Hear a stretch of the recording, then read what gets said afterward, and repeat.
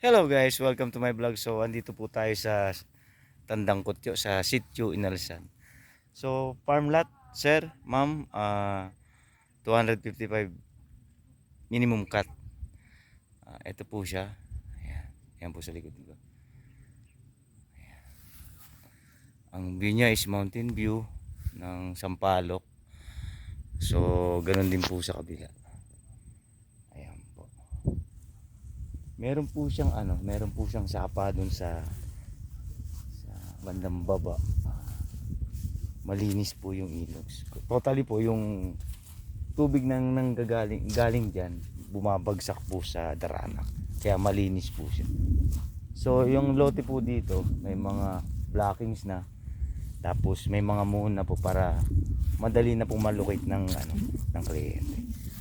Ayan po yung sure ng lupa. So guys, for inquire, PM na lang po. Thank you po.